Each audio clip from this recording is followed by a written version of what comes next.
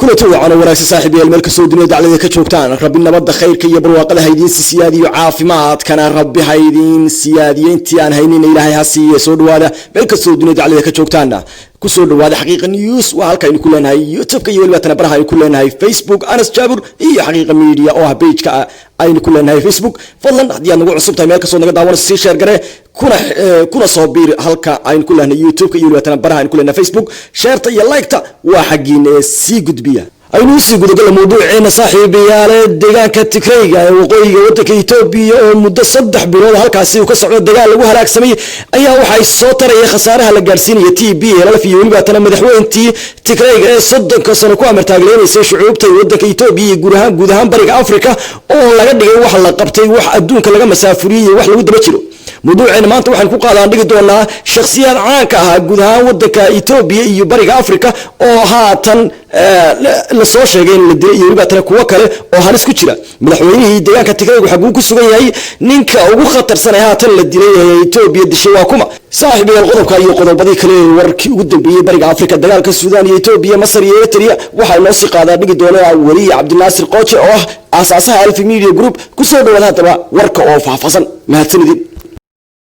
markaan aynu ka horeyno geerida Siyu Misfin wasiirkii hore arrimaha dibadda waddanka Itoobiya sidoo kalena ahaa ambassadorkii waddanka Itoobiya u fadhin jiray waddanka China geeridiisu marka dunida oo dhan ayaa laga hadal hayaa sidoo kale waxa aynu fiirin doonaa dhibaatooyin oo shacabka Soomaaliyeed u geystay intii uu xilka fadhiyay ninkan 20 sano ayuu ahaa wasiirka arrimaha dibadda kadibna waxa uu noqday ambassadorkii China u fadhiyay waddanka Itoobiya marka dhibaatooyinkii uu Soomaalida u geystay iyo wixii laga dhaxlay iyo sida uu Soomaalida ku ahaa intaba waxaa ka hadli doona oo ka warrami doona Faisal Roble kuleeyahay siyaasadda Itoobiya gaar ahaan arrimaha dibadda intii ka dambeysayna wuxuu ahaa wixii 20 ka dambeeyay ambassadorka ugu tunka weyn fadhiyay China xiriirka China iyo Itoobiyana soo xoojiyay door noocee ah ayuu ku lahayd dhibaatooyinkii ka dhacay Soomaaliya iyo gobolkaba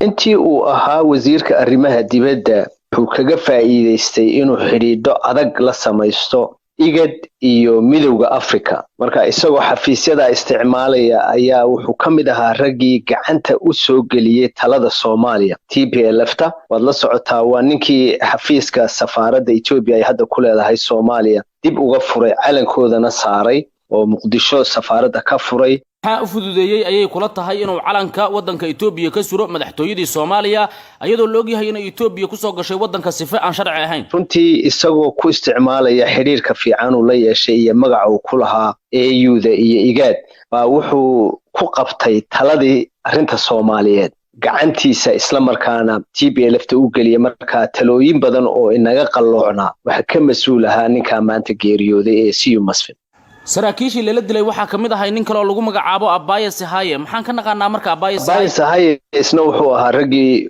ugu magac dheera xulifada TPLF-ta muddo dheer baa isna wuxuu ahaa wasiirka arrimaha federaalka oo wax alla wixii federaalka ku saabsan ee dawlad deegaanada 9 dawlad deegaan Itoobiya waxaan naga xasuusinaa inuu dawlad deegaanada Itoobiya ay yihiin 10 hal deegaan ayaa dib lagooga soo daray gacanta ku hayay waxa uu si gaara gacanta ugu hayay arrimahoodana laaqay dawlad deegaanka Soomaalida dhowr madaxweyne oo hadda lagu tilmaamayo 6 iyo in ka badanba inta anigu aan hubo asaga ayaa gacantiisa ku bedelay qaar isaga ayaa xiray inta waxa u dheeraa walaal arrimaha xadadka ay la leedahay Itoobiya dalka Soomaaliya arrimaheeda oo dhan iyo dagaalada iyo cidda la hubeynayo haddii aan ka dhax galo Faisal waa lagu digtaa dul haduu ku darnaan jiray darabkaas iyo misqin ku dhacay waan ku deersanay iyo dagaal oogayaashii la hubeynayay ninka qayb libaax ku lahaa ayuu Abaye Sahaye ahaa marka labada nin ee la leeyahay way geeriyoodeen caqabad xun iyo waxyeello aad u inkaaran ayay ummadda Soomaaliyeed u geysteen haday noqoto kuwa Itoobiya ku dhex jira iyo hadii ay noqoto jamhuuriyadda Soomaaliya dilka saraakiishan muxuu uga dhigan yahay waddanka Itoobiya waxay uga dhigan tahay horta TPLF-ta waxa ku dhacay walaal dagaal bay galeen ayadoo cid u diirnaxda dalka Itoobiya oo 110 milyan aanay jirin aan ka ahayn gobolka ay ka soo jeedeen ee Tigray waxay uga dhigan tahay Itoobiya waxay ila tahay aniga muddo dheer way ku adkaanaysaa Abiy iyo dawladda Itoobiya siday ku soo celin lahayd niyadda shanta milyan ee Tigreega intooda ugu badan arrintan aad bay ugu xun yihiin. maxay u dhibi kartaa geerida Siyu Misfin kooxda TPLF? waxa kaloo Ethiopia uga dhignaan kartaa haddaanay degdeg u baabi'in inta ka hadhay TPLF dhaqdhaqaaqeeda oo buuraha ku jirta in ay TPLF soo karar qaadato oo markaa la xidhato arrinta Suudaan oo hadda iyana dagaal cusub ka bilaabmayaan dhinaca Suudaan. si kastaba marka la isku soo wada duuduubo waxay Ethiopia uga dhigan tahay runtii cadow aanay dadka inta badan aanay jeclayn danna ka lahayn ayaad moodaa in gacanta lagu dhuftay aadna dhirbaaxo xun ay u geysatay dowladda Ethiopia. sideed u aragtaa geerida Siyu Misfin iyo saraakiishii kale oo lala dilay? fikirkaaga waa noo muhiim, commentiga ayaad nagula wadaagi kartaa. markaana aynu galno Masar iyo Ethiopia. dalka Masar ayaa dowladda Ethiopia magdhow gaaraya 2.5 milyan oo dollar ka dalbaday inay bixiso. Masar ayaa sheegtay inay warshado waaweyn oo ay ku lahaayeen gobolka Tigreega ciidamada Ethiopia ay burburiyeen ay TPLF dagaalka ku qaadeen. Masar ayaa ku goodisay inay dacwad u gudbin doonto maxkamadaha adduunka iyo haddii ay lacagtaas ay bixin weyso Ethiopia. marka Masar waxa ay leedahay maxkamadaha adduunka ayaan u gudbin doonaa oo waxa waaye waa aan dacweyn doonaa wadanka Ethiopia haddii uu lacagtaas bixin diido. Masar mar waliba waxa ay u marmarsiyoonaysaa sidii biyo xireenka weyn ee Abay ay mar uun u duqay lahayd oo ay marmarsiyo ay ku duqayn karto ay u heleed. Masar waxa ay leedahay waa aan dacweyn doonaa. marka dadka arrimahan fasira waxa ay leeyihiin dowladda Masar waxa ay rabtaa ayaa leeyahay in ay duqayso waxa waaye biyo xireenka weyn ee Abay ayna ku marmarsiyooto in ayadaba warshadaheedii ku yaala gobolka Tigreega ay dowladda Ethiopia duqaysay waxaana ay kala gali weysay. dhanka kale wadanka Eritrea ayaa eriyay safiirkii dalka Masar u fadhiyay Asmara ayadoona ku eedeysay inuu qayb weyn ka ahay dagaal ka socda gobolka Tigreega ayagoona sheegay inuu safiirku taageerayay TPLF. marka sideed u aragtaa tuhunka soo kala dhaxgalay dowladaha Masar iyo Eritrea? Eritrea waxa ay la safan tahay sida aan wada ognahay wadanka Ethiopia. Masarna waxa ay la safan tahay wadanka Suudaan oo dagaal kula jira wadanka Ethiopia. marka labada wadan la kala safnaay dhexdoodii waa ay isku boodeen oo waxa way awal kor ay ka wada socdeen oo safiiradoodu ay u wada joogeen hadda labadoodii waa ay kala boodeen. xaaladan ayaa cirka ku sii shararaysa xaaladii awal cakireed ee ka taagneed wax waaye wadamada Suudaan iyo Ethiopia haddana ay ku soo biirtay wadanka Eritrea. markaana aynu fiirino colaadda Suudaan iyo Ethiopia oo sii laba lixaadsatay. waxaad la socoteen isbuucyadii la soo dhaafay in wadanka Suudaan ay la wareegeen dhul beereed ay sheeganayeen maamulka Amxaaradu oo hoostaga deegaanka Tigreega oo dhan 43 kiiloomitir oo gudaha wadanka Ethiopia ah. gobolka Al-Faksha ma ahan waa gudaha Ethiopia, dhinaca waxa uu xiga gobolka Tigreega iyo Amxaarada ayaa meeshaas ku murunsanay oo Tigreega waxa ay lahaayeen Tigreega ayaa maamuli jiray Amxaaraduna waxa ay lahaayeen annaga ayaa iskale. marka waxa dhulkaas la wareegay wadanka Suudaan. wakiil u hadlay dowladda Ethiopia ayaa u sheegay warbaahinta Al Jazeera hadal micnihiisu ahay haddii sanka farta laga geliyo adigu farta ka gelin maysid qoorta ayaa laga yaabaa inaad ka jarto. marka sideed u aragtaa hadalkaas hanjabaada ku dheehan tahay? waayo qof sanka farta ka geliyay adigu sankii farta ka gelin maysid ayuu leeyahay oo qoorta ayaad ka jaraysaa. kan ayaa u muuqda in Ethiopia oo dagaal sokeeyay uu kaga furan yahay gobolka Tigreega oo dulqaadkii ka soo dhamaaday. waxa furunta hore ee dagaalka tagay waliba gudaha Ethiopia booqday